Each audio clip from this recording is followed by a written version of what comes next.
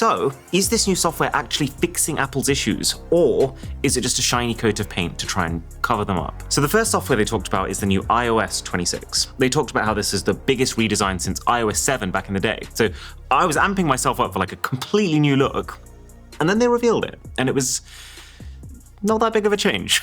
Now, I don't think that's a bad thing. I think this liquid glass material that they've introduced is really cool to look at. Like, I think it looks futuristic. And, seeing it across the camera app, the Safari, the way that the tab bar is now more dynamic and kind of disappears into this small bubble, it's pretty clearly the more immersive experience compared to what we have now. And you can tell that Apple has really tried to not make this just look flat, like iOS 7. There's a lot of subtle lighting effects on this glass to make it feel three-dimensional. I assume because they're really trying to prime people for a future that is all about spatial computing, like the Vision Pro. Thing is though, glass can be problematic. Like, you don't want it everywhere. There were a couple of instances at the event, and I'm sure there'll be many in person, where you can start to see how things might be a little bit less clear.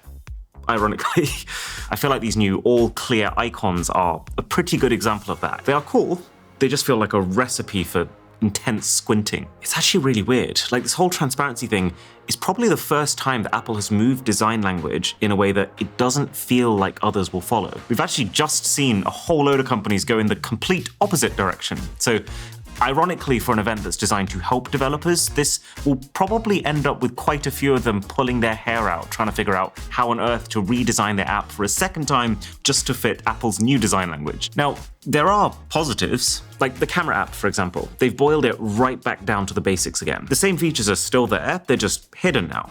Maybe a bit less intuitive for someone who's never used an iPhone before, but I'm a big fan. This is very refreshing after years of creeping clutter. The lock screen now has this more dynamic glass-like unlock animation. The time will now fluidly adapt to your wallpaper to try and nestle into your scene, and there is animated lock screen music art. I'm very happy to see that they've used this new look as a chance to slightly fix the mess that they created with the Photos app in iOS 18. But then you look at the new control center compared to the old one, and it just feels like they've moved that mess to other places. So thankfully, iOS 26 is not just here's a new design, see you later.